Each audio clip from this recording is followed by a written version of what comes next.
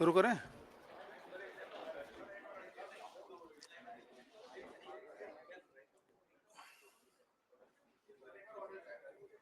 Hello hello 1 2 3 4 5 6 7।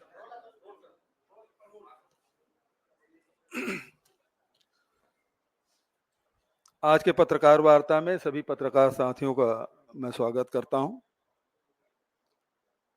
आदरणीय साथियों, पहलगाम के आतंकी हमले के बाद हमारी वीर सेना ने जिस प्रकार साहस और संकल्प के साथ दुश्मनों का मुंहतोड़ जवाब दिया,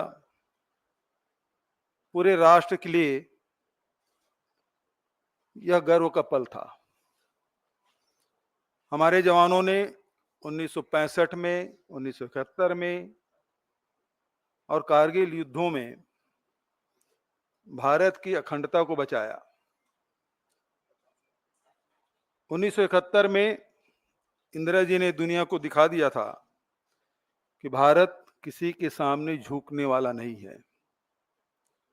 आज भी हमारी सेना उसी जज्बे के साथ सीमा पर डटी हुई है।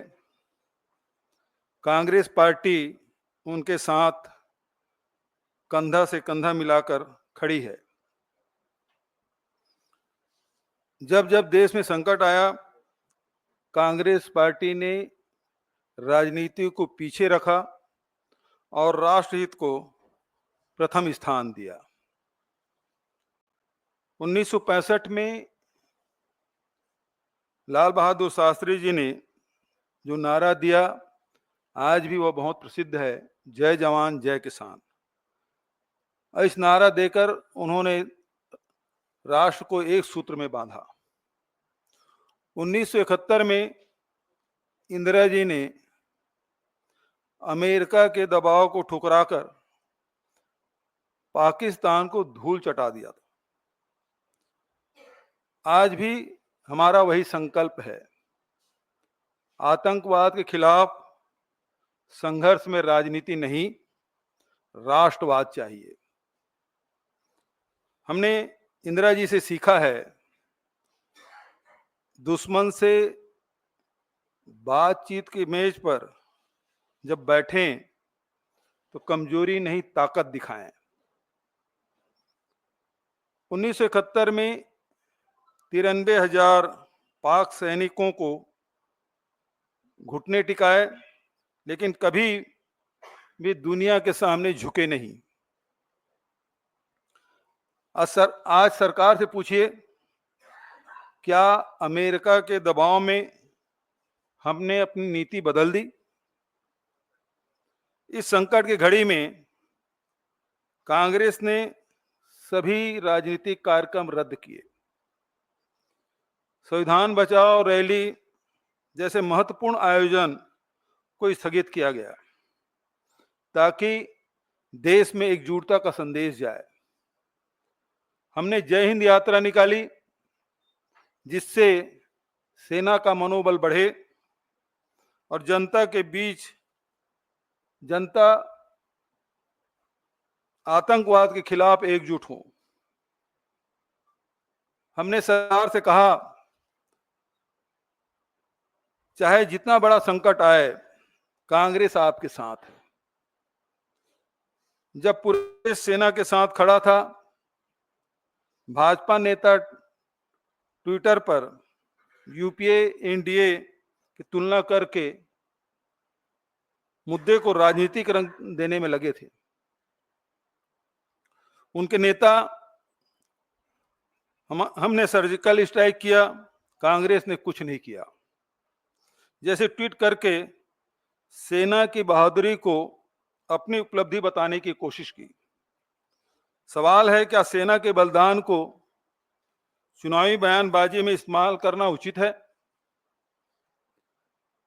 एक भाजपा नेता ने ट्वीट किया, कांग्रेस के समय में आतंकवादियों को माफी मिलती थी, मोदी जी ने सीमा पर सबक सिखाया।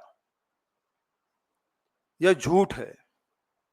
हमने हमेशा आतंकवाद को कड़ाई से निपटाया चाहे 71 की बात हो, चाहे 84 की बात हो, या अनेक उदाहरण दिए जा सकते हैं।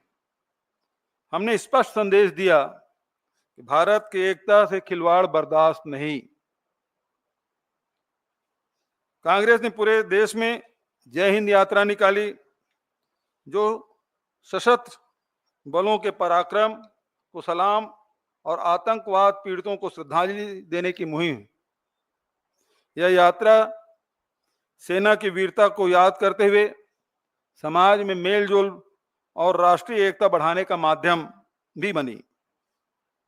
दूसरी तरफ भाजपा एक राष्ट्र संकट वाली स्थिति में भी राजनीति करती रही। उसके बाद भी कांग्रेस पार्टी सरकार के साथ खड़ी रही, क्योंकि हम देश के हित की बात करते हैं। अब हम पारदर्शिता की मांग करते हैं। अमेरिकी राष्ट्रपति ने अचानक युद्ध विराम की घोषणा की।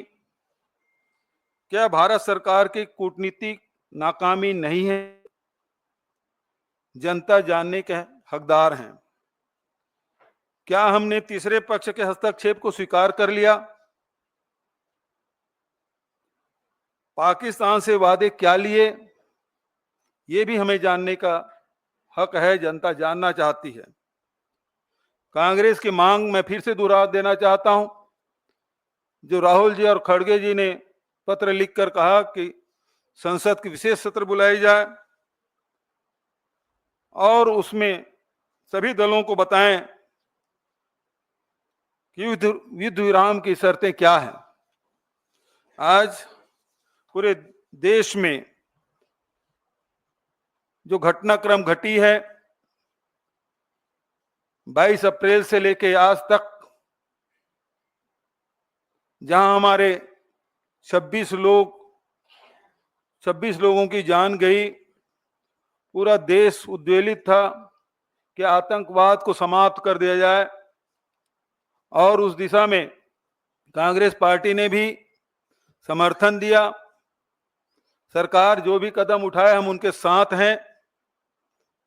सरकार ने कदम भी उठाए, सेना से एक खुली छूट उन्होंने दी, और हमारे सेना ने आतंकी ठिकानों को नेस्त नाबूद किया। लेकिन उसके बाद जिस प्रकार से ट्रंप का जो ट्वीट आया है, वो सब हम सब चौंकाने वाला है। सभी अचंभित हैं, और इससे बहुत सारे सवाल हम सब के मन में हैं। क्या हमने ट्रंप के जो बयान आए, उससे हमने मध्यस्थता स्वीकार कर ली? क्या शिमला समझौता अब रद्द हो गए? हम लड़ाई आतंकवाद के खिलाफ लड़ रहे थे, यहां कश्मीर इस मामले में बीच में आ गया।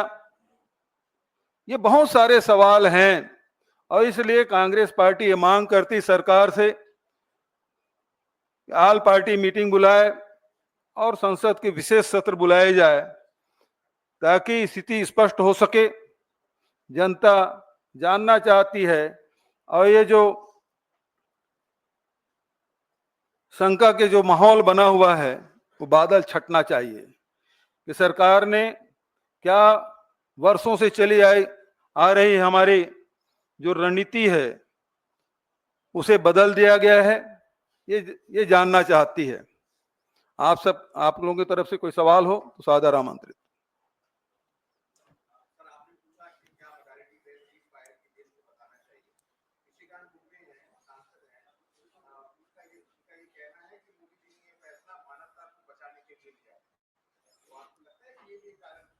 देखिए, सवाल हम सरकार से पूछ रहे हैं, निशिकांत दुबे जी से नहीं। निशिकांत दुबे जी सांसद हैं, वरिष्ठ सांसद हैं। हो सकता है उनके ब्लू आई बॉय हो, और उसके बहुत सारे जो बयान हैं जो चर्चित रहे हैं, जिस प्रकार से सुप्रीम कोर्ट के खिलाफ उन्होंने टिप्पणी की, वो सब जानते हैं। और उसे किनारा कर लिया गया, तो मैं नहीं समझता कि ये सरकार की तरफ से कोई बयान है। सरकार जवाब दे, क्यों विशेष सत्र नहीं बुला सकती? इसके पहले भी देखें, जब भी युद्ध होता रहा है उस समय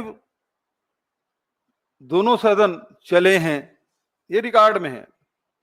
अब क्यों नहीं हो सकता? क्योंकि इतनी बड़ी घटना घटी और उस घटना के बारे में जानकारी लेने का सबको अधिकार है, देश जानना चाहती है।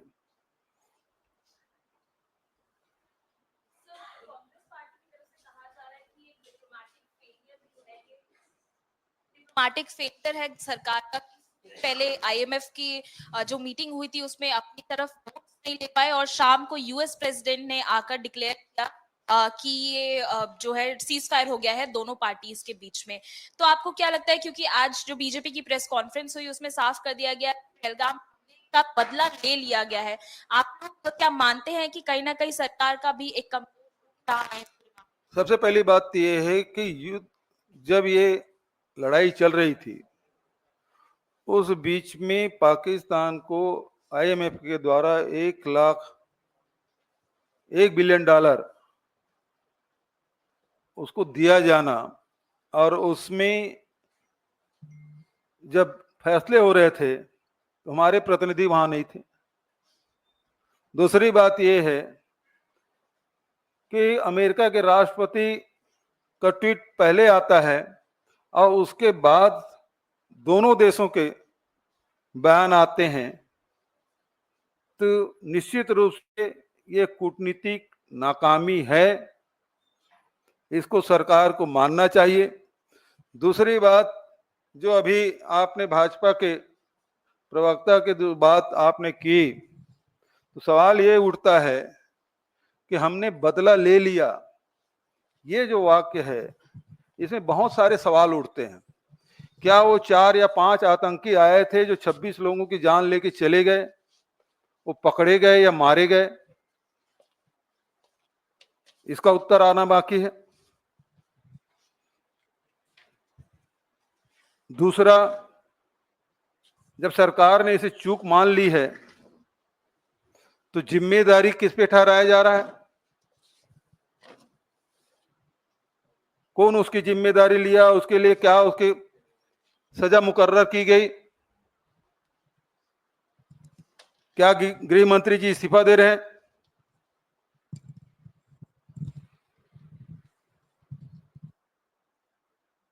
सवाल तो ये है, 26 लोगों की जान गई है, और यदि इसमें इस प्रकार से कार्रवाई नहीं करेंगे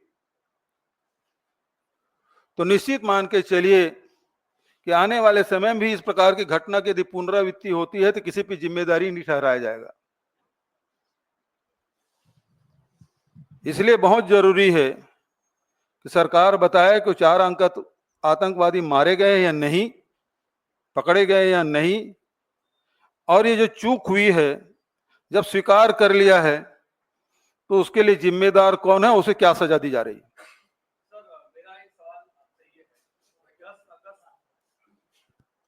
मेरा आपसे सवाल यह है कि 10 अगस्त 1994 को जब दोनों सदनों का विशेष सत्र बुलाया गया था, उस दौरान सर्वसम्मति से पारित किया गया कि पीओके हमारा है और पीओके हमारा अभिन्न हिस्सा है और उस पर कब्जा किया जाना चाहिए। ये 1994 की बात है।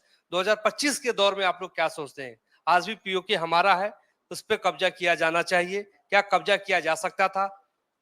देखिए, प्रश्न आतंकी हमले का है। प्रश्न वहां से शुरू होता है कि 26 लोगों को धर्म पूछ के मार डाला गया और आतंकवाद समाप्त करने के लिए यह लड़ाई जंग छिड़ी। अब ये बात आए कि पीओके को हमें कब्जा करना चाहिए। देश का मूड तो यही था, सब लोग चाहते थे कि बदला लेने के सबसे अच्छा अवसर है, और मीडियम चल भी रहा था। कोई इस्लामाबाद पहुंच गए थे, कोई कराची पहुंच गया था, कोई रावलपिंडी में कब्जा कर लिया था। तो जनता तो यही मानेगी कि ना ये जो दिखाया जा रहा है वही सही है, तो पीओके कब्जा कर ही लेना चाहिए। और जब 1994 में आपने इसे पारित कर लिया है और देश ने माना पीओके हमारा है, और शिमला समझौते में भी द्विपक्षीय बात हुई थी,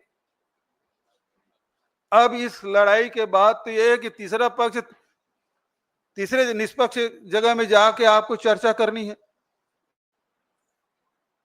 तो ये तो बहुत ही हम लोगों के लिए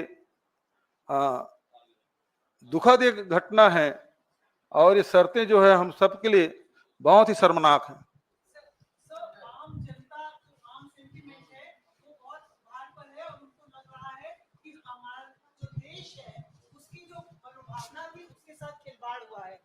कांग्रेस पार्टी प्रमुख विपक्षी दल है, वो उसे किस तरह से लेती है, पार्टी का क्या मानना है? आम जन अपने आप को ठगा हुआ सा महसूस कर रहा है। पहले हम आतंकवादियों के कैंप पर हमला करने गए थे, फिर उन्होंने हम पर जब दोबारा हमला किया तो हमने तय किया हम धूल में मिला देंगे, एकाएक शांति प्रस्ताव आ जाता है। तो कांग्रेस पार्टी का क्या स्टैंड है? क्या वो आम जनता के साथ है? उसकी सोच भी यही है? देखिए, कांग्रेस पार्टी हमेशा जनता के भावनाओं के साथ रही है। दूसरी बात, हमारे राष्ट्रीय अध्यक्ष खड़गे जी और एपी राहुल जी दोनों ने आल पार्टी मीटिंग बुलाने के लिए कहा। आल पार्टी मीटिंग हुई, प्रधानमंत्री नहीं आए, दोनों बार दोनों हमारे नेता गए, और उन्होंने स्पष्ट आश्वासन दिया कि इस संकट की घड़ी में कांग्रेस पार्टी सरकार के साथ है, सेना के साथ है, जो भी कदम उठाए सरकार और सेना, हम उनके साथ हैं। अब सवाल ये उठता है कि प्रधानमंत्री जी ने कहा कि सेना को खुली छूट दे दी गई, तो वापस कब ले लिया गया ये आदेश?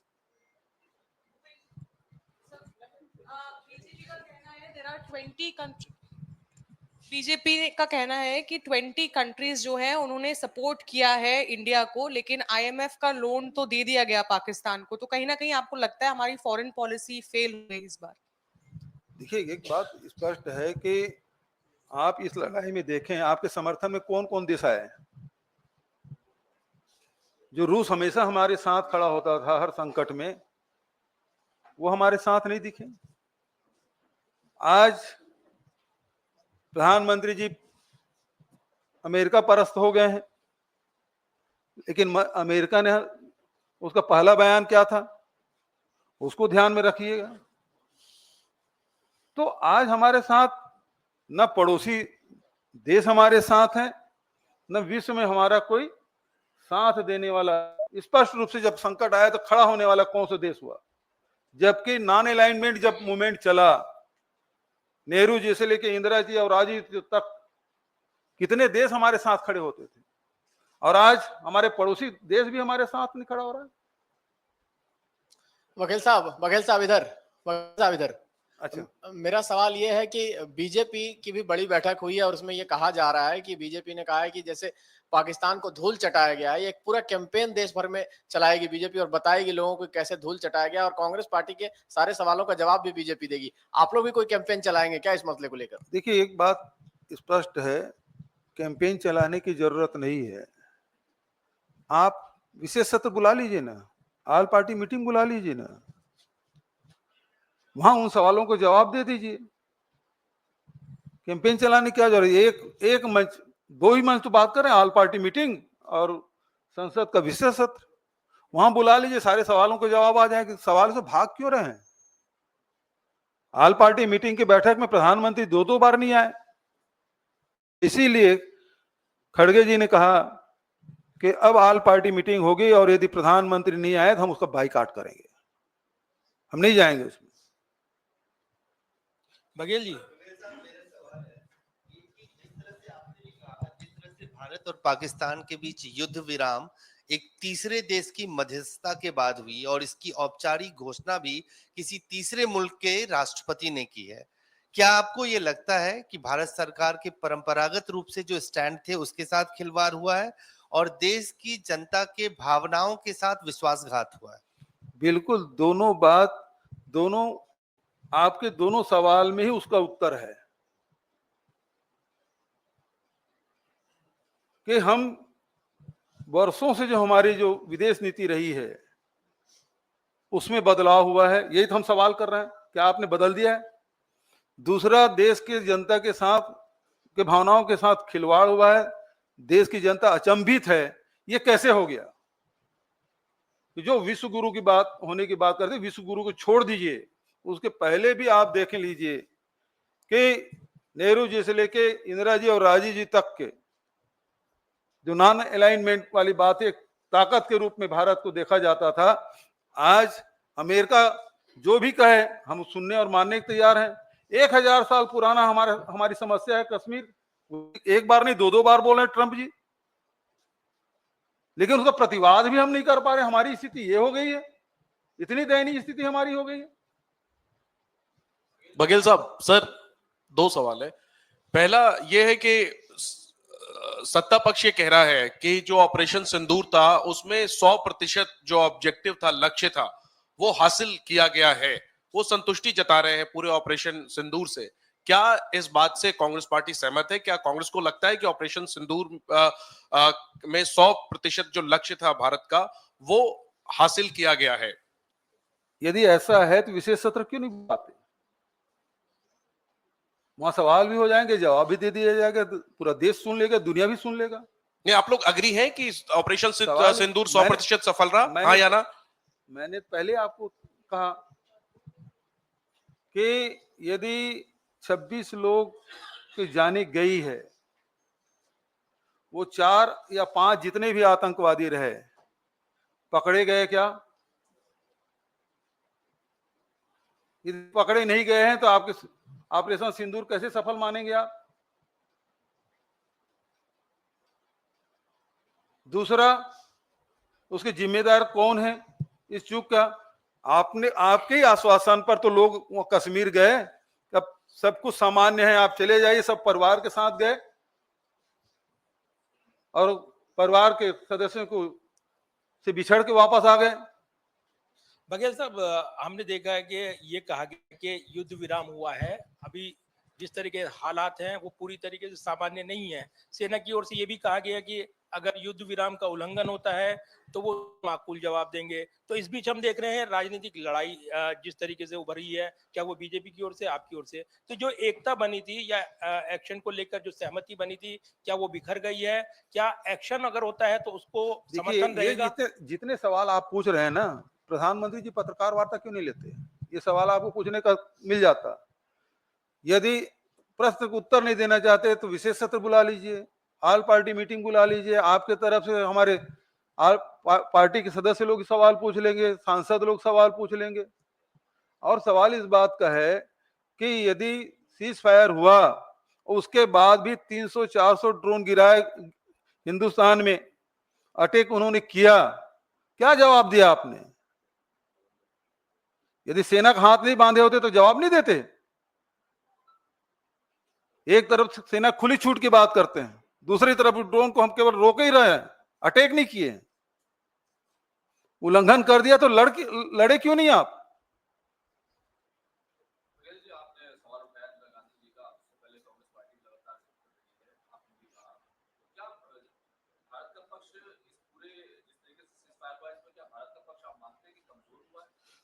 देश अपने आप को ठगा हुआ महसूस कर रहे हैं, अपमानित महसूस कर रहे हैं, शर्मिंदित हैं। जिस प्रकार से ट्रंप ने जो घोषणा की है, जो हमारा मस्तक है वो झुका है, इसीलिए तो हम विशेष सत्र की मांग कर रहे हैं। ठीक है, थैंक यू।